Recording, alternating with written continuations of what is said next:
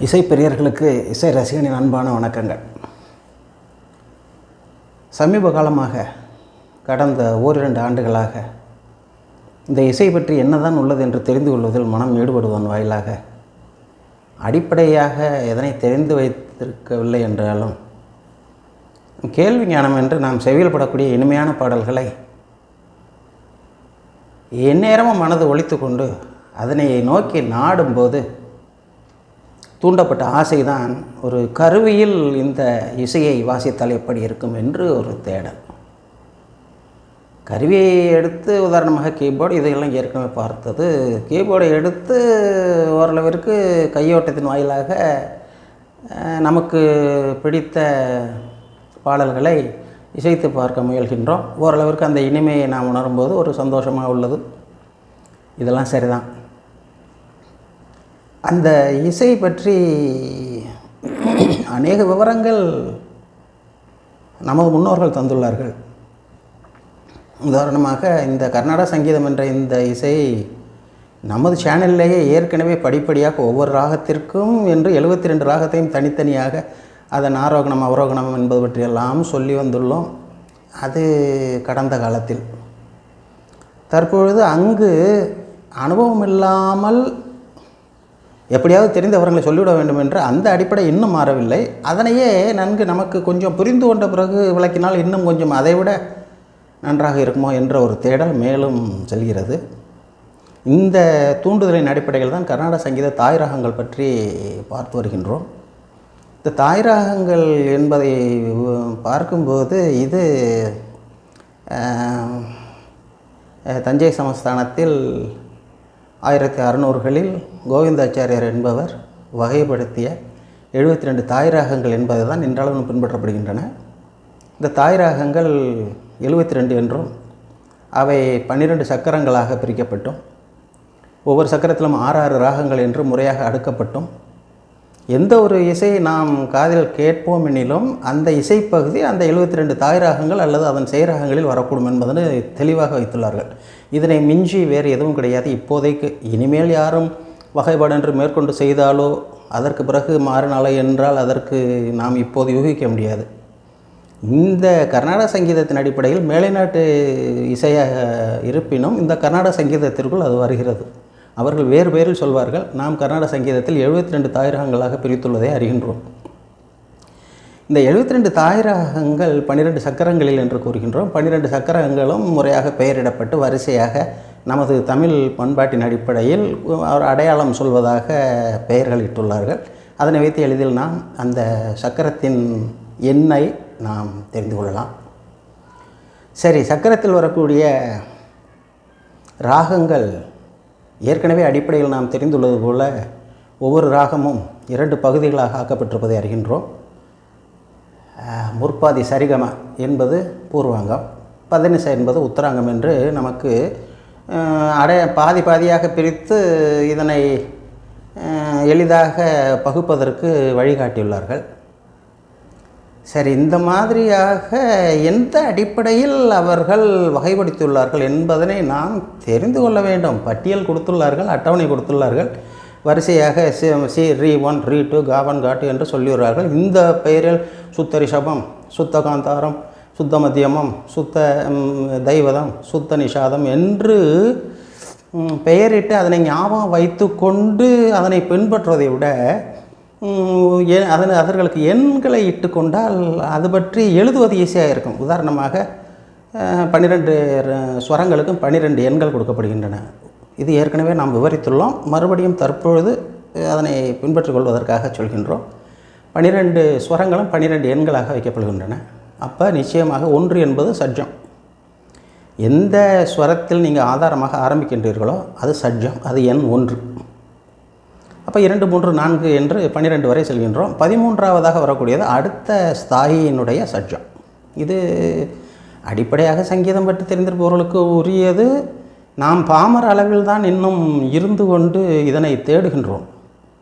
ஒரே ஒரு மனப்பாங்கு பாமர நிலையில் தான் உள்ளோம். ஏனென்றால் சங்கீதம் என்பது கேள்வி ஞானத்தில் இசையின் இனிமைக்காக தேடக்கூடிய ஒரு பொறுப்பாக தற்பொழுது மனதுக்கு படுகிறது. இவ்வகையில் நன்கு அறிந்தவர்களுக்கு இது ஒரு பிதற்றலாக தெரியலாம். ஒன்றுமே தெரியாமல் இருப்பவர்களுக்கு ஏதோ விவரம் சொல்கிறாங்களே அப்படிங்கிற மாதிரி தெரியலாம். இதெல்லாம் மனப்போக்கு. ஆகவே இந்த கர்நாடக சங்கீதத்தின் 72 தாய் ராகங்கள் அடுக்கப்பட்டுள்ள விதம் எளிதாக நமக்கு பின்பற்றப்பட வேண்டும், நம்மால் பின்பற்றப்பட வேண்டும். அதற்கு எந்த முறையை பின்பற்றி பார்த்தால் என்று அவரவர் சுயமான சிந்தனையில் ஒவ்வொரு முடிவு எடுத்திருப்பார்கள், விளக்கியிருப்பார்கள். அதையெல்லாம் நமக்கு பிடித்திருந்தால் அதனை ஏற்றுக்கொள்ளலாம். அல்லது இதனை மீறி இவர்களையும் விட எளிமையாக நாம் எவ்வாறு இதனை புரிந்து கொள்ள முடியும் என்று நமக்கு ஒரு சுய தேடலை வைக்கலாம்.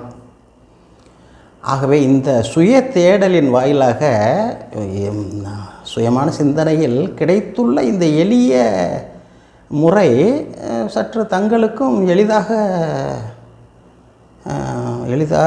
ஏற்றுக்கொள்ளும்படியாக இருக்குமோ என்று எண்ணுகின்றேன். இந்த கர்நாடக சங்கீதத்தின் 72 தாய் ராகங்கள் 12 சக்கரங்கள் எவ்வாறு வகைப்படுத்தப்பட்டுள்ளன என்பதை ஸ்வரங்கள் என்ற பெயரில் எடுத்து எழுதுவதை விட ஸ்வரங்களுக்கான எண்களை வைத்து எழுதும்போது பட்டியலை மிக எளிதாக கண்டறியலாம். பின்னர் அந்தந்த ஸ்வரங்களுக்கான அந்த எண்ணை கொண்டு ஸ்வரங்கள் என்னென்ன என்பதனை பற்றி நாம் எளிதாக புரிந்து கொள்ளலாம். ஆகவே வரிசையாக எண்களின் அடுக்கத்தை முதலில் பார்ப்போம். இவ்வளவுதானா என்று தங்களுக்கு ஆச்சரியமாக தோன்றும். இது புரிந்து கொள்ளும் விதத்தில் தான் உள்ளது. பிறர் சொல்லி நாம் என்ன எப்படி கேட்பது என்பதை விட சுயமாக நாம் சிந்தித்து அதன் மதிப்பை உணர்ந்து கொண்டோம் என்றால் நிச்சயமாக நமக்கு கொஞ்சம் வேலைப்பளு குறையும். தாங்களும் இதனை பின்பற்றலாம். இதனை எடுத்து எளிமையாகவும் தாங்கள் கண்டறியலாம். இது பற்றியெல்லாம் மேலும் விரிவாக பார்ப்போம். முதலில் நாம் எதிர்பார்க்கக்கூடிய இந்த எளிமையான முறையில் 12 சக்கரங்கள் ஒவ்வொன்றும் 6 ராகங்களை கொண்டுள்ளதை எவ்வாறு எளிதாக நாம் அறிந்து கொள்ளலாம் என்பதை பற்றி பார்ப்போம். தற்பொழுது இந்த அட்டவணை எவ்வளவு எளிமையாக உள்ளது என்பதை பற்றி பார்த்த பிறகு மேலும் விவரங்களை பார்ப்போம்.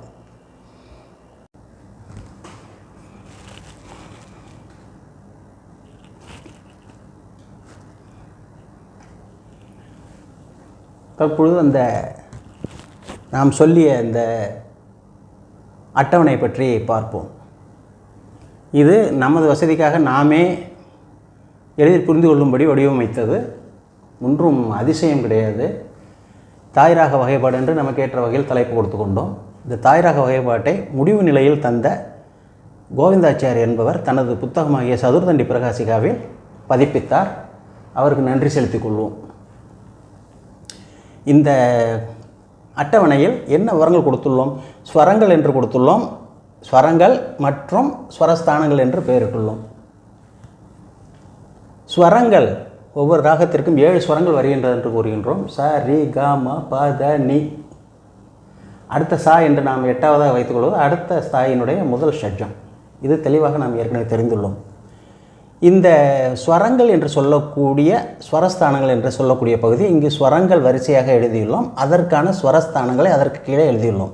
சா என்றால் 1, ரீ 1 என்றால் 2, ரீ 2 என்றால் ஸ்தானம் 3, கா 1 என்றால் ஸ்தானம் 4, கா 2 என்றால் 5, சுத்த மத்தியம் என்றால் 6, பிரதிமத்தியம் 7, பஞ்சமம் 8, சுத்த தெய்வதம் 9, சதுசுரி தெய்வதம் 10, கைசிகி நிஷாதம் 11, காகலி நிஷாதம் 12 என்று எண்களை வைத்து ஸ்வரங்களை எளிதில் நாம் புரிந்து கொள்கின்றோம்.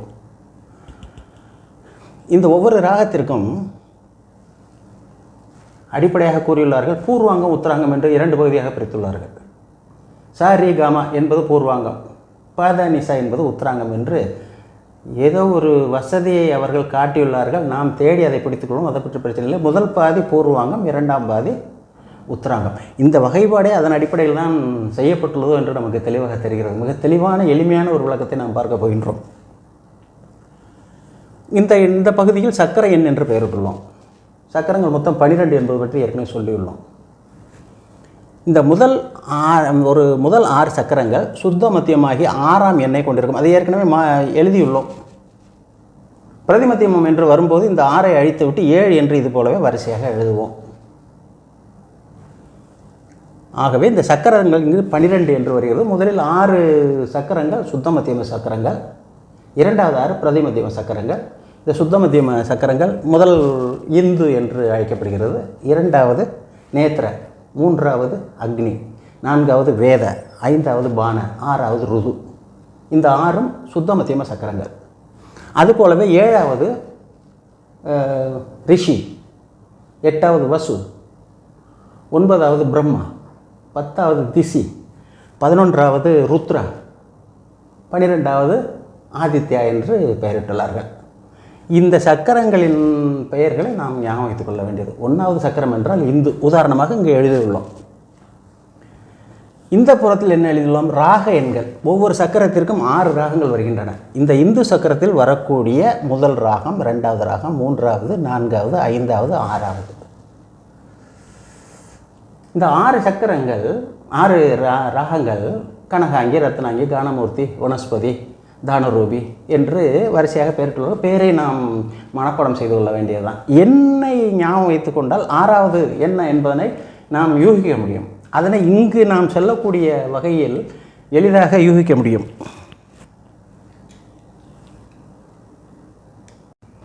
நாம் இதுவரையில் கூறிய முறையில் எந்தெந்த விவரங்களை நாம் இதனில் காண உள்ளோம் என்பது பற்றி அடிப்படை அமைப்பை பார்த்துள்ளோம். இனி ஒவ்வொரு சக்கரத்திலும் ராகங்கள் எத்தனை வருகின்றன? 6. 1வது ராகம். முதல் சக்கரத்திற்கு 6 ராகங்கள் வருகின்றன. 1, 2, 3, 4, 5, 6. 2வது சக்கரத்துக்கு வரும்போது அடுத்து வரக்கூடிய 6 ராகங்கள் 7, 8, 9, 10, 11, 12 என்று 12 சக்கரங்களுக்கும் 72 ராகங்கள் பெயர்கள் வரக்கூடும். அதனை ஞாபகம் வைத்துக் கொள்வோம். தற்பொழுது அந்த சக்கரத்தின் பெயர் தெரியவில்லை என்றாலும் 5வது சக்கரம், 8வது சக்கரம் என்ற வகையில் நாம் அமைப்பை அறிந்து கொள்ளலாம். பெயரை வைத்துக்கொள்வோம். முதல் 7வது சக்கரம், அது நிச்சயம் என்ன? ரிஷி என்று நாம் தெரிந்து கொள்வோம். 11வது சக்கரம், 11வது சக்கரத்தில் வருது. 11வது சக்கரம் என்றால் ஒவ்வொரு சக்கரத்திலும் 6 ராகம் வருகிறது. அப்போ 11வது சக்கரத்தில் எந்த எண்ணிக்கையில் ராகங்கள் வரக்கூடும்? 61 முதல் 66 வரை வரக்கூடும். 11, 6, 66. இவ்வாறு யூகித்துக் கொள்ளலாம். இது நமக்கு எளிமையான முறையில் நாம் அடையாளமிடுவதற்கு இதனை நாம் பின்பற்றுகின்றோம். சரி, இது அடையாளமிடும் முறை. அந்த ஒவ்வொரு ராகத்தின் அமைப்பு, ராகத்தின் பூர்வாங்கம், உத்தராங்கம் எந்த அமைப்பில் முறையாக மாற்றப்படுகிறது என்பதை பார்ப்பதற்குத்தான் இந்த நம்ம எளிமையான முறை என்று நாம் அறிய உள்ளோம். இது ஒரு கணம் யோசித்து பார்ப்போமே நமக்கு தெளிவாக தெரிந்துவிடும். அப்புறம் குழப்பமே வராது. புரிந்து கொள்ளாமல் பாதியோடு விட்டாலோ, அவ்வளோதான் என்று விட்டாலோ அதனை முழுமையாக அறிய முடியாது. ஒரு எளிமையாக கூறுகின்றோம், பின்பற்றி பாருங்கள், மிக எளிமையாக இருக்கும். ஒரு எளிமையான அடிப்படை கருத்து ஞாபகம் வைத்துக் கொள்ளுங்கள். ஒவ்வொரு சக்கரத்தில் வரக்கூடிய ஒவ்வொரு ராகம் 6 ராகங்கள் என்று கூறியுள்ளோம். இந்த 6 ராகங்களுக்கும் பூர்வாங்கம் ஒரே மாதிரி வரும். பூர்வாங்கம் ஒன்றே தான். இது இந்து என்று சொல்லிவிட்டோம். இதற்கு பூர்வாங்கம் அதன் முதலில் எவ்வாறு அமைகிறது? உதாரணமாக பூர்வாங்கம் ஒரே மாதிரி இருக்கும் என்று இந்த பகுதியை மட்டும் எளிமையாக ஞாபகம் வைத்துக் கொள்ளுங்கள். ஒவ்வொரு சக்கரத்திற்கும் வரக்கூடிய 6 ராகங்களின் பூர்வாங்கம் மாறாது. உத்ராங்கம் ஒவ்வொரு வகைக்கும் ஒவ்வொன்றாக முறையாக மாற்றப்படும். அது பற்றி என்னவென்று பார்ப்போம். சரி, இந்த இந்து என்ற சக்கரத்தின் வரக்கூடிய முதல் ராகமாகிய கனகாங்கி எந்தெந்த ஸ்வரங்களை கொண்டுள்ளது? எவ்வாறு அடுக்கப்படுகிறது? 1, 2, 3. இது அடுக்க முறைதானே. பூர்வாங்கத்தில் 4 ஸ்வரங்கள் தானே வர முடியும். கட்டாயம் மத்தியமம், கட்டாயம் பஞ்சமம். அப்போ இங்கு இந்த 6 என்பது எல்லாவற்றிலும் வரக்கூடும், மாறாது. மாறாமல் 8 என்பது எல்லாவற்றிலும் வரக்கூடும். இதனை ஞாபகம் வைத்துக் கொள்வோம். அப்போ முதல் ராகத்திற்கு வரக்கூடிய ஸ்வர அமைப்புகள் எந்த மாதிரி இருக்கும்? என் வகையில் சொல்லிக்கொள்வோம். அதனை ஸ்வரத்தோடு இணைத்து பார்ப்போம். 1, 2, 3, 6. அப்போ இந்த உத்தராங்கம் எப்படி வரும்? இதே முறையில் 9, 10. கடைசியில் மேல் ஷட்ஜம். இது எளிமையாக உள்ளதா? முதல் முறையில் எவ்வாறு அடுக்குவீர்கள்? வரிசையாக உள்ள 3 ஸ்வரங்கள் எடுத்துக்கொண்டு கட்டாயமான மத்தியமும் கட்டாயமான பஞ்சமத்தை வைத்துக்கொண்டு அடுத்து வரக்கூடிய அடுத்தடுத்த ஸ்வரங்களை நாம் எடுத்துக்கொள்கின்றோம். அப்போ என்ன, இந்த கனகாங்கி என்ற இந்த ராகத்திற்கு பெயர், முதல் ராகத்திற்கு பெயர் கனகாங்கி. அப்போ கனகாங்கியில் என்னென்ன ஸ்வரங்கள் வருகின்றன? என் அடிப்படையில் 1, 2, 3, 6, 8, 9, 10, 1 என்று சொல்லிவிட்டோம். அது என்னென்ன ஸ்வரங்கள்? சட்ஜம், சுத்த ரிஷபம். இது சதுஸ்ருதி ரிஷபம் என்று, இது உண்மையிலே இதற்கு பெயர் சதுஸ்ருதி ரிஷபம். ஆனால் ஒரு ராகத்தில் சரிகம பதனிசா என்று தான் வர வேண்டும், ஒழிய சரி ரிம பதனிசா என்று வரக்கூடாது. அப்போ இங்கு ரிஷபம் என்ற இரண்டாவது ரிஷபம்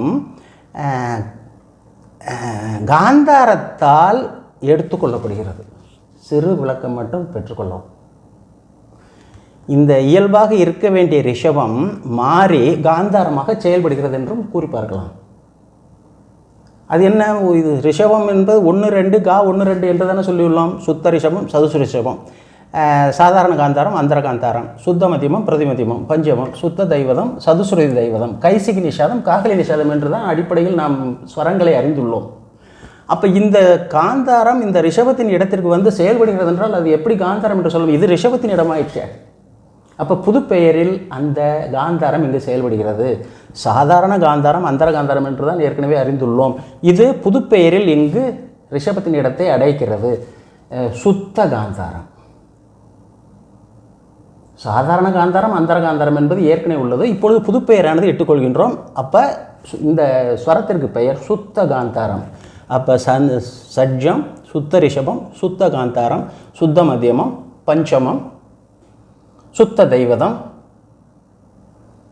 இங்கு என்ன வந்துள்ளது? இந்த நிஷாதம் இரண்டுமே விடுபட்டுள்ளது. இங்கு எவ்வாறு கூறணும்? காந்தாரம் வந்து எவ்வாறு ரிஷபத்தின் இடத்தை பிடித்ததோ அதுபோல நிஷாதம் இங்கு இடத்தை பிடித்துக் கொள்கிறது. அப்போ நிஷாதம் கைசிகி நிஷாதம், காகலி நிஷாதம் என்று தான் உண்மையிலேயே 2 ஸ்வரங்கள் என்று பெயர் நாம் தெரிந்துள்ளோம். அப்போ இது என்ன நிஷாதம் என்று கூறுவது? சுத்த நிஷாதம். சுத்த காந்தாரம், சுத்த நிஷாதம். அப்போ இந்த வகையில் கனகாங்கி என்ற ராகத்தின் ஸ்வரங்கள் சட்ஜம், ரிஷபம், சுத்த காந்தாரம், சுத்த மத்தியமம், பஞ்சமம், சுத்த தெய்வதம், சுத்த நிஷாதம், மேல் ஷட்ஜம். இதை அப்படியே இந்த கீபோர்டில் பார்த்தோம்னா உதாரணமாக ச ப ச,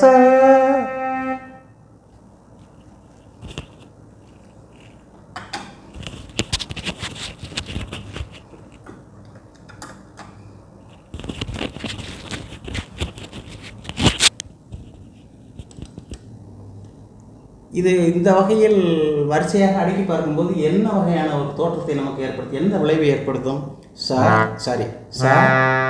சுத்த ரிஷபம், சுத்த காந்தாரம், சுத்த மத்தியமம், பஞ்சமம், சுத்த தெய்வதம், சுத்த நிஷாதம், மேல் ஷட்ஜம்.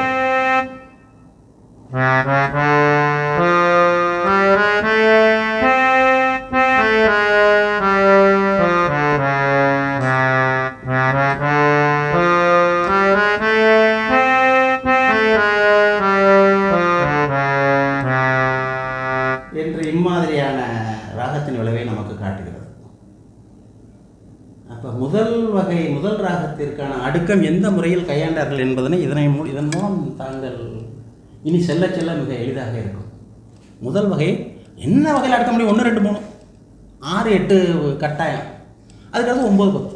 இதனில் அடுத்த ஸ்வரங்கள் எல்லாம் அடுத்த கட்டத்திற்கு சென்று தான் நாம் உபயோகிக்க முடியும். ஒழிய முதல் வகைக்கு இதுதான் வாய்ப்பு. இதுதான் கனகாங்கி.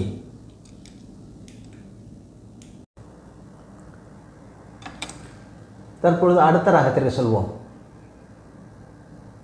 ராகத்திற்கு செல்லும் முன் நம்மளுக்கு அடிப்படை கருத்து, தெளிவான கருத்து என்ன வைத்திருக்க வேண்டும்? ஒரு சக்கரத்தில் வரக்கூடிய ராகங்களின் பூர்வாங்கம் மாறாது. இந்த சக்கரத்தில் வரக்கூடிய ராகங்களுக்கான பூர்வாங்கம் 1 2 3 6 தான். ஆனால் இங்கு முதல் ராகத்திற்கு 8 9 10 என்று அறிந்து விட்டோம். இப்போ ரத்னாங்கிக்கு போகிறோம். ரத்னாங்கிக்கு செல்லும்போது என்ன ஸ்வர மாற்றம்? இந்த 10 என்பது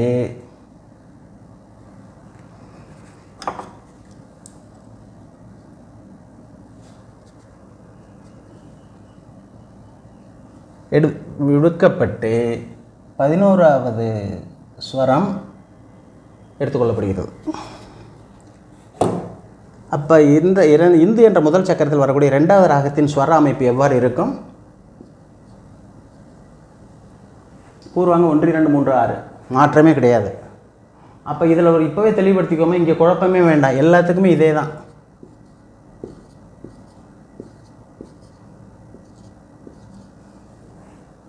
பூர்வாங்க மாற்றமே கிடையாது. இந்த சக்கரத்திற்கான பூர்வாங்க இதுதான். ஆனால் உத்தராங்க ஒவ்வொன்றும் மாறும். இந்த 6 ராகங்களுக்கும் பூர்வாங்கம் மாறாது, உத்தராங்கம் மட்டும் மாறும். உத்தராங்கம் எவ்வாறு முறையாக மாறுகிறது என்பதைத்தான் அறிவதற்காக முயலுகின்றோம். 8, 9, 10 என்று முதலில் அறிந்தோம். தற்பொழுது இந்த தைவதம் என்பது ஏற்கனவே நாம் பார்த்த நிஷாதமாக உபயோகிக்கப்பட்ட தைவதம் என்று பார்த்தோம். இப்பொழுது உண்மையான நிஷாதமே எடுத்துக்கொள்ளப்படுகிறது. ஏன்னா 11 என்பது சுத்த கைசிகி நிஷாதம், அது அப்படியே இங்கு வருகிறது. அப்போ ரத்னாங்கியின் ஸ்வரங்கள் என்ன? ஷட்ஜம், சுத்த ரிஷபம், சுத்த காந்தாரம், சுத்த மத்தியமம், பஞ்சமம், சுத்த தைவதம், கைசிகி நிஷாதம், மேல் ஷட்ஜம். அப்படியே போகிறோம். கானமூர்த்திக்கு பூர்வாங்கத்தில் மாற்றம் இல்லை. என்ன மாற்றம் அடுத்து வரக்கூடும்? யோசிச்சு பாருங்கள். 8, 9, 10 சொன்னோம். அடுத்து 2வது 8, 9, 11 சொல்லிவிட்டோம். இப்போ 3வது 8, 9, 12.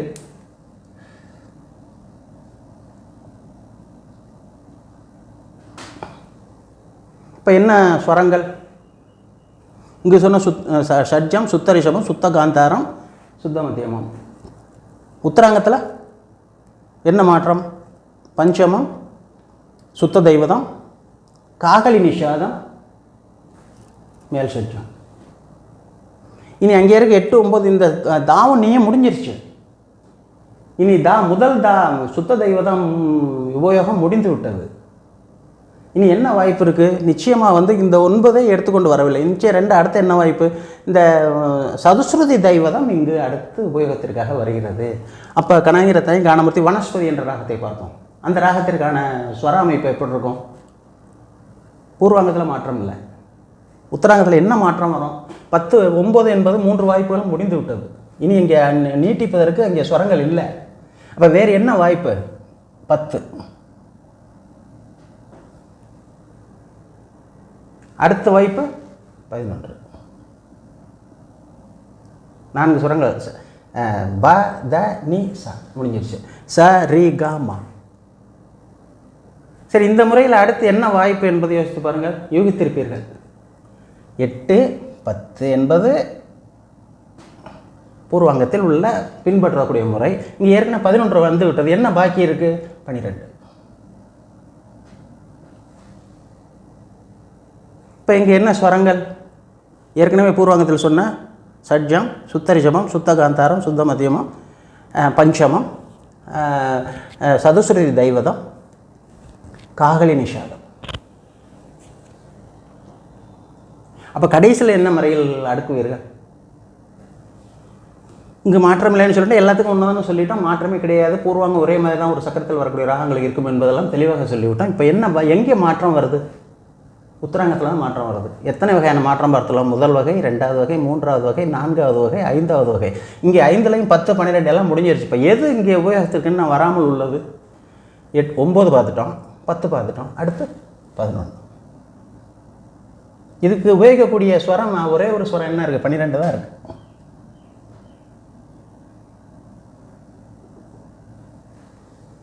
இப்போ என்ன ஸ்வரங்கள்? சுத்த ஷட்ஜம், சுத்த ரிஷபம், சுத்த காந்தாரம், சுத்த மத்தியமம், பஞ்சமம், கைசிகி நிஷாதம். சாரி, இங்கு நிஷாதம் 2 நிஷாதம் வரக்கூடாதுல்ல. அப்போ இந்த நிஷாதம் என்ற இந்த இடத்தை ஒரு தெய்வதம் ஆக்கிரமிக்கிறது. ஒரு தெய்வதம் ஆக்கிரமிக்கிறது. அந்த தெய்வதத்துக்கு என்ன பெயர்? இங்கு சுத்தம் என்று பெயர் கொடுத்தோம். இந்த முதற்கட்டத்தில் வரக்கூடிய இந்த ஸ்வரம் அடுத்த கட்டத்துக்கு செல்லும்போது ஷட்ஸ்ருதி என்ற பெயரில் அது அழைக்கப்படுகிறது. இது இது சுத்த தெய்வதம், சதுஸ்ருதி தெய்வதம். இங்கே இது தெய்வதம் வந்துச்சுன்னா அதுக்கு பேர் ஷட் ஸ்ருதி தெய்வதம். ஷட் ஸ்ருதி தெய்வதம், காகலி நிஷாதம். மிக எளிமை. அப்போ நீங்கள் இப்போ ஸ்வரத்துக்கான எண்களை நம்ம தெரிந்துள்ளோம். அப்போ கடன்னு நம்ம ஸ்வரத்தை எண்களை வைத்துக்கிறோம். 1, 2, 3, 6, 8, 9, 10 முடிஞ்சது கனகாங்கி. 1, 2, 3, 6, 8, 9, 11 ரத்னாங்கி. 1, 2, 3, 6, 8, 9, 12 கானமூர்த்தி. 1, 2, 3, 6, 8, 10, 11 வனஸ்பதி, தானரூபி என்று வரிசையாக நாம் மானவதி, தானரூபி எளிமை. இதனை பின்பற்றவும்.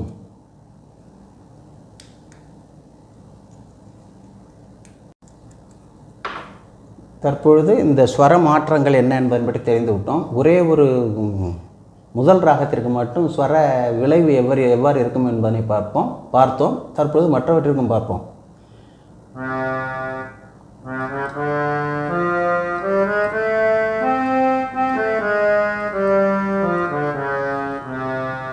இது முதலில் சொல்லிய கனகாங்கி. ரத்னாங்கிக்கு என்ன மாற்றம்? பூர்வாங்கத்தில் மாற்றம் இல்லை.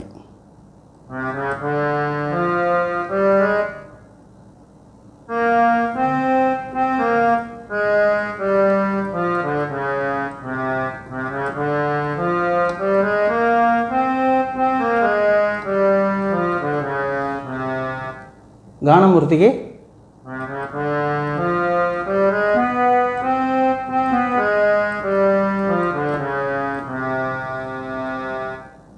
அடுத்து வனஸ்பதி.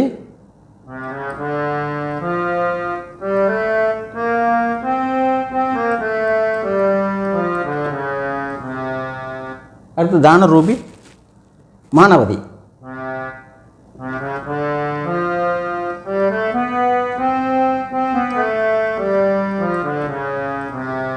கடைசியில் வனஸ்பதி.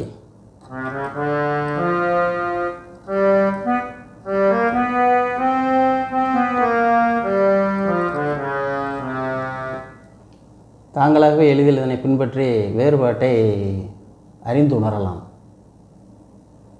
அன்பர்களே, நமது வசதிக்காக நேரடியாக ஸ்வரங்களை சொல்லி புரிந்து கொள்வதை விட ஸ்வரங்களுக்கு எண்ணிட்டு எண்களை வரிசையாக எளிதில் அடுக்கி அடுக்கத்தில் வரக்கூடிய ஸ்வரங்கள் என்ன என்பதனை வைத்து ஒப்பிட்டு பார்க்கும் முறையில் நாம் எளிதாக ராகங்களை அறியலாம். இப்பொழுது 5வது ராகம் என்று உங்களுக்கு 72 ராகங்கள் 5வது ராகம் என்று கேட்கிறார்கள் என்று வைத்துக்கொள்வோம். பெயர் தெரியவில்லை, ராகத்தின் பெயர் தெரியவில்லை, மானவதி என்பது தெரியவில்லை என்று வைத்துக்கொள்வோம். 5வது ராகம் எந்த இடத்துல வருது? 5வதாக வருகிறது. 5வது ராகம் 6 வரைக்கும் முதல் சக்கரம். அப்போ முதல் சக்கரத்திற்கான பூர்வாங்க 1 2 3 6. 5வது உத்தராங்கம். அப்போ 3 9 வரக்கூடியது முடிஞ்சிருச்சு. அடுத்து 10 வரக்கூடிய பஞ்சமத்தை எடுத்து 10 வரக்கூடிய 2வது ராகத்தில் 2 ராகங்களில் 2வது ராகம் எளிதாக அடையாளம் விட்டுக்கொள்ளலாம். 8 10 12. 5வது ராகம் 8 10 12 1. 6வது 8 11 12 1. 2வது ராகம் 1 2 3 6 8 9 11 12. அது என்ன என்பதனை அந்த ராகத்தின் எண்ணை வைத்து என்ன ஸ்வரம் என்பதனை யூகிக்க முடியும். இது மிக எளிது என்று நினைக்கிறேன். உதாரணமாக இது நாம் கொஞ்சம் தெரிந்து கொண்டோம் என்றால் நமக்கே ஒரு ஊக்கம் வரும். பின்னால் பார்ப்போம். 6வது சக்கரத்தில் வரக்கூடிய 5வது சக்கரத்தில் வரக்கூடிய சங்கராபரணம் என்று வைத்துக்கொள்ளும். உதாரணத்திற்கு பின்னால் பார்ப்போம். இந்த சங்கராபரணத்தில் சுத்த மத்தியமம் தவிர்த்து மற்றது எல்லாமே 2வது பெரிய வகை, பெரிய சாவிகள். காட்டு, ரீட்டு, காட்டு, மாட்டு, தாட்டு, நீட்டு என்று எல்லாமே 2வது. அப்போ அங்கு 5வது சக்கரம் 5வது ராகத்தின் அடுக்குமுறையைத்தான் கொண்டிருக்கும். 1 3 5 6 1 3 5 6. அடுத்து எல்லாமே பெரிய சாவின்னு சொல்லியிருக்கோம். பஞ்சமத்துக்கு அடுத்து பஞ்சமா, பெரிய தெய்வம், பெரிய நிஷாதம். 8 10 12 1. சிம்பிள் சங்கராபரணம். இதை நாம் அடுத்து அந்தந்த சக்கரங்களை செல்லும்போது நீங்கள் வேறுபடுத்துவதற்கு இதனை நீங்கள் பின்தொடர வேண்டும். இது பற்றி மேலும் பார்க்க வேண்டும். அடுத்தடுத்த கட்டங்களில் ஒவ்வொரு சக்கரமாக செல்வோம். இந்த சக்கரத்தில் இங்கு சொல்லிய கருத்துக்களை தாங்கள் எளிதாக எடுத்துக்கொண்டு பின்பற்றி பார்க்கவும் தங்களுக்கே அடையாளம் காண்பது எளிதாக வரக்கூடும் என்பதை தெரிவித்துக் கொள்கிறேன். இது பற்றி மேலும் தொடர்வதற்கு தாங்கள் இணைந்து கொண்டு நமது சேனலை சப்ஸ்கிரைப் பண்ணிக்கொண்டு அடுத்தடுத்த கட்டங்களில் இதனை நாம் முடிக்க வேண்டும். இதனை முடித்து தெளிவான ஒரு முறையில் நாம் இதனை முதலில் அறிந்திருக்க வேண்டும். பின்னர் இந்த எண்களை ஞாபகம் வைத்து கொண்டு அடுக்கி வேறுபடுத்ததை விட இதை ஒரு வரைபடமாக வரைந்து பார்த்தால் எவ்வாறு இந்த படத்துக்கு என்ன வித்தியாசம் எழுத தெளிவாக தெரிகிறது என்றது ஒரு மேலோட்டமாக எளிதாக காண்பதற்கு வழிவகுக்கும். அதனையும் நாம் பார்க்க வேண்டும். ஆகவே அன்பர்கள் அதற்காக தான் கூறுகின்றேன். எக்கச்சக்கமாக இது தொடர்பாக நாம் தேடி கிடைக்கக்கூடிய கருத்துக்களை பகிர்ந்து கொள்வதற்கு நமது சேனலை சப்ஸ்கிரைப் பண்ணிக்கங்க. அடிப்படை நிலையில் இசை பற்றி தெரிந்து கொள்வதற்கு ஆர்வம் உள்ளவர்களுக்கு நீங்கள் இதனை ஷேர் பண்ணுங்கள். இது எப்படி போகுதுங்கிறது உங்களுக்கு பிடிச்சிருந்தால் லைக் பண்ணுங்கள், இந்த பக்கத்தில் உள்ள பெல் பட்டனை கிளிக் பண்ணுங்கள். அப்போ தான் நம்ம போடக்கூடிய இந்த வீடியோஸ் எல்லாம் தங்களுக்கு தானாகவே உங்களுக்கு வந்து சேரும். ஆகவே நாம் இணைந்து இந்த தேடலில் பங்கெடுத்து ஒரு பிறர் சொல்லி நாம் அனுபவிப்பதை விட நாமே தேடி அதை அனுபவிப்போம் என்று கூறிக்கொள்கிறேன். அடுத்த கட்டத்தில் தற்பொழுது 2வது சக்கரத்துக்கு செல்கின்றோம். 2வது சக்கரத்திற்கு பெயர் நேத்திர. இந்த நேத்திர என்ற இந்த சக்கரத்தின் பூர்வாங்கத்தில் எந்த மாற்றமும் இல்லை. முதலில் பார்த்த இந்து என்ற சக்கரத்தின் பூர்வாங்கத்தில் 1, 2, 3 என்று குறித்திருந்தோம். இது 2வது சக்கரமாக வருகிறது. அப்போ 3க்கு அடுத்த 4 என்பது எல்லா இதற்குரிய 6 ராகங்களுக்கும் பூர்வாங்கமாக வரக்கூடும்.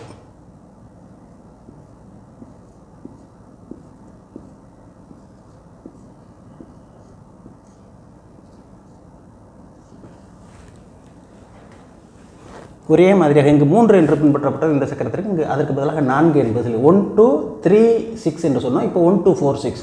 அடுத்து 3வது போகும்போது 1 2 5 6 என்று போகும். இது அடிப்படை. அப்போ இந்த சக்கரத்தில் வரக்கூடிய ராகங்கள் என்னென்ன? ராக எண் 6 முடிந்து விட்டது. அடுத்த சக்கரத்திற்கு 7 8 9 10 11 12. 7வது ராகம் என்ன? இங்கே ஏற்கனவே அதனை பட்டியலில் பார்க்க வேண்டியது சேனாவதி, 8வது ஹனுமதோடி, 9 தேனுக, 10 நாடகப்பிரிய, 11 கோகிலப்பிரிய, அதற்கடுத்து 1 ரூபவதி என்று வருகிறது. பெயர்களை மனப்பாடம் செய்து கொள்வோம், என்னை அடையாளம் இட்டுக் கொள்வோம். 8வது ராகம் ஹனுமதோடி. 8வது ராகத்தினுடைய ஸ்வரம் சொல்லு அப்படின்னா ராகத ஸ்வரத்தை சொல்லிடலாம். ஆனால் பேர் என்ன என்பது திரும்ப திரும்ப சொல்லும்போது தான் ஹனுமதோடி என்று ஞாபகம் வரும். அப்போ 8வது ஹனுமதோடி என்பதனை நாம் தெளிவாக வைத்திருக்கலாம். அப்போ இந்த பூர்வாங்கத்தில் மாற்றமில்லை என்பது இங்கு தெளிவடைந்தது. 1 2 4 6. இந்த உத்தராங்கத்தில் ஏற்கனவே எழுதி வைத்துள்ளமே 8 9 10 1 முதல் ராகத்திற்கு, 8 11 2 2வது ராகத்திற்கு, 8 9 12 1 என்பது 3வது ராகத்திற்கு, 8 10 11 9 4வது, 8 10 12 என்பது 5, 8 11 11. இதனில் இனிமேல் மாற்றமே கிடையாது. இந்த 6 ராகங்கள், இந்த 6 சக்கரங்களுக்கும் வரக்கூடிய ராகங்களுக்கான உத்தராங்கத்தில் மாற்றமே கிடையாது. மிக எளிது. ஆகவே அன்பர்களே, இதை தெளிவாக வைத்திருப்போம். இங்கு ஒரே ஒரு மாற்றம் என்ன செஞ்சுருக்கோம்? 3க்கு பதிலாக 4, 6 ராகங்களுக்கும் இதுதான் பூர்வாங்கம். உத்தராங்கம் ஏற்கனவே உள்ள மாற்றம் அப்படியே 12 சக்கரங்களிலும் வரக்கூடிய உத்தராங்கத்தில் இந்த மாற்றம் தான். 1 என்றால் 1, 2 3 4 5 6 இதற்கு மாற்றமே கிடையாது. அப்போ இங்கு என்ன செய்ய போகிறோம்? இனிமேல் ஒவ்வொரு சக்கரத்திற்கும் உத்தராங்கத்தில் வரக்கூடிய ஸ்வரத்தில் 1 மட்டுமே அடுத்தடுத்த கட்டத்தில் மாற்றி எழுதுவோம். எப்படி 10ன்னு எழுதுனா அடுத்து 11 எழுதணும், அடுத்து 12 எழுதணும்ல, அதே முறை. இந்த 2வது சக்கரத்தின் ஸ்வரங்களை உபயோகித்து வரும் ராகலட்சணம் எவ்வாறு இருக்கும்? 1 2 4 6 என்பதில் மாற்றமே கிடையாது. 1 2 3 6 என்று ஏற்கனவே கூறணும். தற்போது 1 2 4 6, 1 2 4 6. உத்தராங்கத்தில் 6 வகையான மாற்றங்கள். முதல் ராகம் சேனாவதி.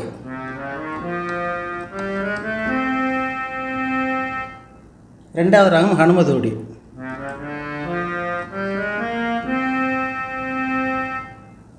மூன்றாவது ராகம் தேனுக.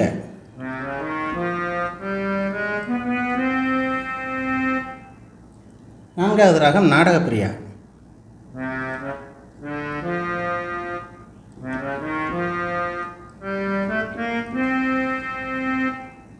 ஆறாவது ராகம் 5 இதயமுறைகள் சென்று ஆறாவது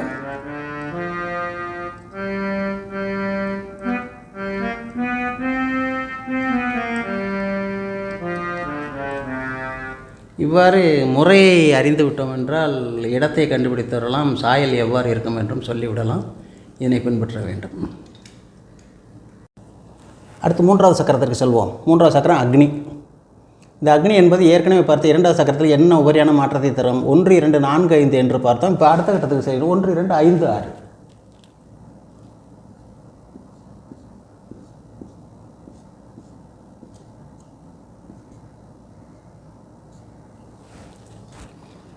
இப்போ நிச்சயமாக இங்கு வரக்கூடிய இது எந்தெந்த ராகங்கள்? 13 14 15 16 17 18. இதில் முக்கியத்துவம் வாய்ந்த ராகங்கள் வரக்கூடியது 14 வகுலாபரணம், 15 மாயாமலகவுளை, 16 சக்கரவாகம், 17 சூரியகாந்தம் என்ற ராகங்கள் எல்லாம் இதனில் தான் வருகின்றன. இங்கு ஒரே ஒரு மாற்றத்தை தான் வைத்தான். பூர்வாங்கத்தில் மட்டும்தான் மாற்றத்தை தந்து உத்தராங்கத்தில் மாற்றமே கிடையாது. முதலில் அறிந்த மாற்றம் நிரந்தரமானது. இங்கு ஒவ்வொரு சக்கரத்திற்கும் பூர்வாங்கம் மாற்றி எழுதுகின்றான். இந்த முறையை பின்பற்ற வேண்டும். சரி, இந்த முறை அடுத்து என்ன முறை வேணும்? அக்னி வேத என்றால் என்ன வரும்? 1 2 5 முடிஞ்சிருச்சு. அப்போ 1 3 1 3 4 6 எல்லாவற்றிற்கும். அப்புறம் பான சக்கரத்திற்கு சென்றோம் என்றால் 1 3 5 6 இதே அமைப்பு. அடுத்து ருது சக்கரத்துக்கு சென்றோம் என்றால் 1 4 5 6 இந்த வரிசை அங்கு அப்படியே பின்பற்ற முடியும். தற்பொழுது எளிதில் பின்பற்ற முடியும் என்று நினைக்கின்றேன். இங்கு வேகமாக ஓடி விடுகிறோம் என்று எண்ண வேண்டாம். முறையை பற்றி நாம் தெளிவாக வைத்து விட்டோம் என்றால் இனிமேல் மறக்காது நாம் எளிமையாக அடையாளம் காண முடியும் என்பதனால் கூறுகின்றேன். இந்த முறையில் இப்போ 2 இது 1 2 5 3 இங்கு 3 பார்த்தோம், இங்கு 4 பார்த்தோம், இங்கு 5 பார்த்தோம், 6 ஏற்கனவே வந்து விட்டது. இனிமேல் வாய்ப்பு கிடையாது. இதனை புரிந்து கொள்வோம், நாமவே புரிந்து கொள்வோம். அடுத்த அமைப்பு 1 4 சக்கரத்துக்கு செல்லும்போது இந்த 2க்கானது முடிஞ்சிருச்சு. அடுத்து 3 4 6 அடுத்து 3 5 6 அடுத்து 4 5 6 என்ற வகையில் இதனை உங்களிடம் விட்டு விடுகின்றேன். நீங்கள் அதை பின்பற்றிக் கொள்ளும். இப்போது சுத்த மத்தியமத்திற்கான 6 சக்கரங்களையும் நாம் பார்த்தாகிவிட்டது. இதே அடிப்படையில் பிரதிமத்தியம ராகங்கள் பற்றி பார்க்க போகின்றோம். அங்கே என்ன மாற்றத்தை எதிர்பார்க்கின்றோம்? 6 என்ற எண் குறிப்பதற்கு பதிலாக 7, அவ்வளோதான். மற்றபடி இதுவரையில் பார்த்தது அப்படியே பின்பற்றுங்கள். ராகத்தின் பெயர்களானது மாறுபடும். ராகத்தின் பெயர்களை நாம் ஞாபகம் வைத்துக் கொள்ள வேண்டியதான். தற்பொழுது 36 ராகங்கள், 6 சக்கரத்தில் 36 ராகங்கள் பார்த்துட்டோம். 37வது சக்கரத்திலிருந்து 42 வரை 1, 43லிருந்து 48 வரை 2, 49லிருந்து 54 வரை 3 என்று 6 ராகங்களாக அங்கு எண்ணிக்கையில் கூடி செல்லும். இதை நாம் யூகிக்க முடியும். இது மிக எளிது. உதாரணமாக இந்த கணக்கில் 52வது ராகம் எப்படி என்ன அமைப்பை ஸ்வரங்களை பெற்றிருக்கும் என்று கேட்பார்கள் என்று வைத்துக்கொள்வோம். 52 அப்போ எத்தனாவது சக்கரம் அது? 8வது சக்கரத்தில் 48 வரைக்கும் 9வது சக்கரம். 9வது சக்கரம் என்றால் இங்கு 3வது அமைப்பு, 3வது சக்கரம். இந்த பிரதிமத்தியம் 3. இங்கு வந்த 3ல் என்ன அமைப்பை பார்த்தோமோ அதே அமைப்பை வைத்து சுத்த மத்தியமத்திற்கு பதிலாக பிரதிமத்தியம் இணைத்து உத்தராங்கத்தை ஒப்பிட வேண்டியது மிக எளிது. ஆகவே அன்பர்கள் இந்த சொல்லிய முறையை எளிதாக பின்பற்றி கொண்டோம் என்று மறக்காது மிக எளிமையாக பின்பற்றிக் கொள்ளும்.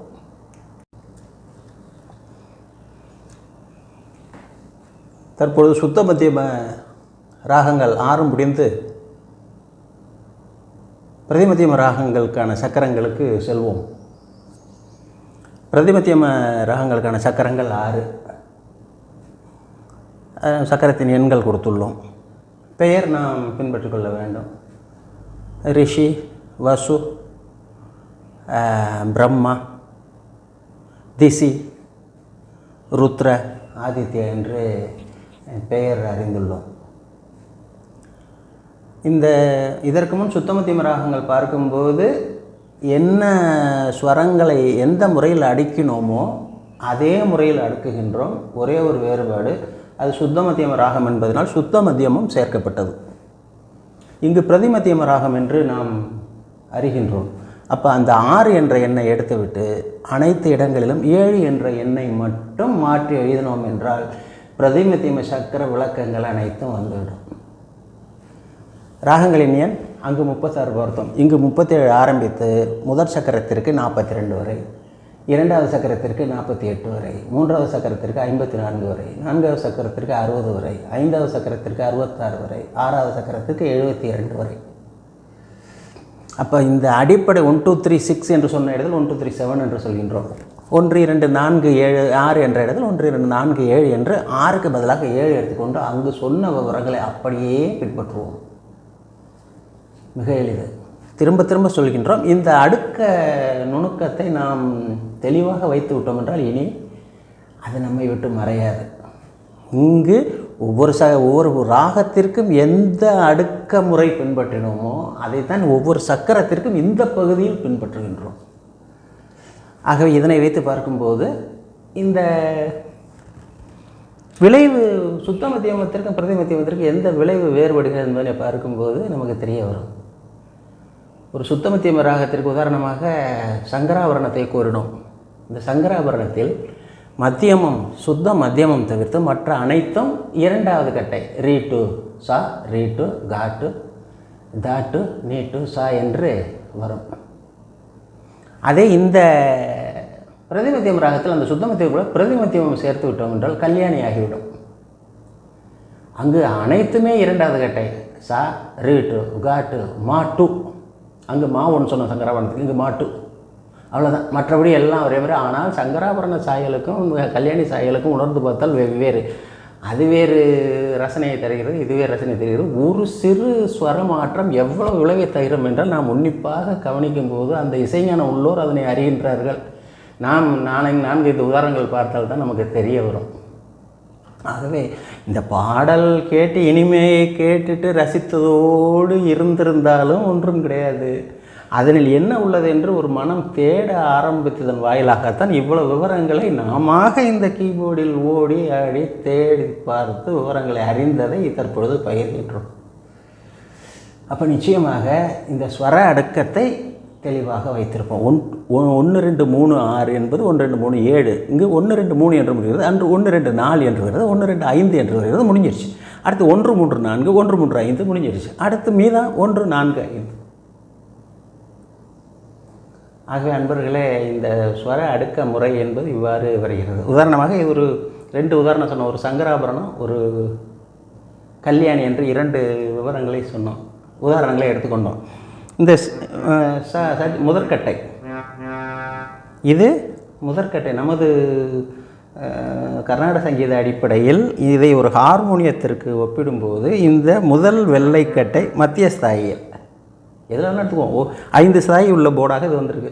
ஹார்மோனியத்தை பார்த்தா 2.5 கட்டை 2.5 ஸ்தாயி இருக்கும், 2.25 ஸ்தாயி இருக்கும், 3 ஸ்தாயி என்ற இங்கு பெரும்பாலும் இந்த கீபோர்டு மற்றும் கீபோர்டு என்பது நிச்சயமாக 5 ஸ்தாயிகளை கொண்டிருக்கும். பியானோ என்றால் 7 ஸ்தாயிகள் வரை கொண்டிருக்கும். அது கருவிகளின் விவரங்கள்.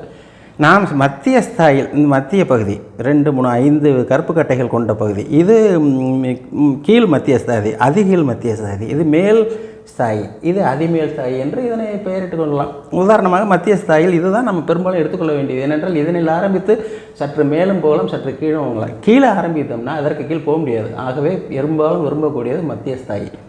அப்போ இந்த மத்திய ஸ்தாயில் ஒரு சங்கராபரணத்திற்கான ஸ்வரங்கள் எவ்வாறு செல்லும் என்று பார்ப்போம். என்ன கூறியிருக்கோம்? சங்கராபரணத்திற்கு வெள்ளைக்கட்டையிலிருந்து ஒரு முதல் சட்ஜத்திலிருந்து அடுத்த சட்ஜம் வரை ஒரே வெள்ளைக்கட்டையில் சென்றால் அது சங்கராபரணம் என்பதனை நாம் எளிமையாக அறிந்துள்ளோம். அதன் விளைவு எப்படி இருக்கும், அதன் சாயல் எப்படி இருக்கும்?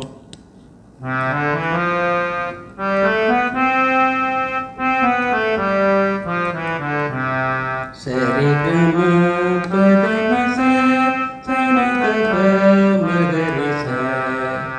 இது சங்கராபரணம். இதே பிரதிமத்தியமத்தை காட்டினோம் என்றால் என்ன மாற்றம் வரும்?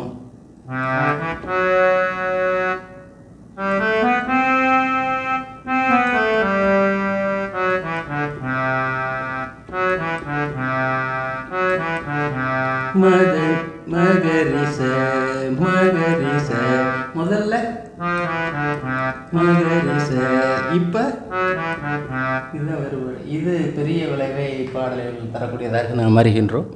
ஆகவே அன்பர்கள், இந்த ஸ்வர அடுக்க முறையைத்தான் திரும்ப திரும்ப இவ்வளவு விவரங்கள் சொல்லிய பிறகு ஒரே ஒரு தெளிவான முறை, ஸ்வர அடுக்க முறை. சக்கரங்களுக்கென ஒரு சக்கரத்துக்கு 6 பாடல்கள், 6 ராகங்களுக்கும் இதே அமைப்பு, அங்கு ஒவ்வொரு ராகத்திற்கும் இதே அமைப்பு. இதனை நாம் தெளிவாக வைத்திருந்தோம் என்றால் இது பற்றி மேலும் நாம் அறிவதற்கு வாய்ப்பாக அமையும். மற்றொரு விவரம் சொல்லியிருந்தோம், இது பற்றி விரிவாக பார்ப்போம். அங்கு விவரங்கள் சொல்லும்போது இங்கு பார்த்த இந்த விவரங்களை பின்பற்றி கொள்ளவும். 2 3 என்று நேற்று கூறும்போது இது சுத்த ரிஷபம் ஏற்கனவே உள்ளது. 3ஆவதாக மறுபடியும் ரிஷபம் வருகிறது என்று பார்க்கும்போது அந்த இடத்தை வாடகைக்காக காந்தாரம் எடுத்துக்கொள்கிறது என்று வைத்துக்கொள்வோம். அப்போ 3 என்பது ரிஷபத்தினுடைய இடத்தில் காந்தாரமாக செயல்படுகிறது. இங்கு அதே மாதிரி என்ன பார்த்தோம்? இங்கு இந்த 2 காந்தாரமும் வருகிறது. அப்போ இந்த 2வது காந்தாரம் என்பது உண்மையிலே உள்ளது. இந்த முதல் காந்தாரம் என்பதை ரிஷபம் வாடகைக்கு எடுத்துக்கொள்கிறது. 1 4 5 என்று வருகிறது. இதே மாதிரி பாருங்கள் இங்கு 9 10 11 12 12 என்னது நிஷாதம், 11 நிஷாதம் 1. அப்போ இங்கே தைவதம் அல்ல, இந்த நிஷாதத்தை தைவதம் வாடகைக்கு எடுத்துக்கொண்டு செயல்படுகிறது. அப்போ அதற்குன்னு உரிய இடம் இல்லை. அப்போ இம்மாதிரியாக இடம் மாற்றி செயல்பட்டு விளைவை காட்டும் ராகங்களுக்கு விவாதி ராகங்கள் என்று பெயர். அந்த ஸ்வரத்திற்கு விவாதி ஸ்வரம் என்று பெயர். இதை பற்றி விரிவாக பார்க்க வேண்டும். நாம் அந்தந்த விவரங்களை பார்க்கும்போது இங்கு சொன்ன இந்த விவரங்களை பின்பற்றி கொள்ளவும் மிக எளிதாக இருக்கும். அன்பர்களே, இந்த 72 தாய் ராகங்களை மிக எளிமையாக நமக்கு உகந்த வகையில் எவ்வாறு எண்ணிட்டு பகுக்கலாம் என்பதை பற்றி தற்பொழுது பார்த்தோம். இனி மேலும் அடுத்த கட்டத்தில் அடுத்த விளக்கங்கள் பற்றி தேடி பார்ப்போம்.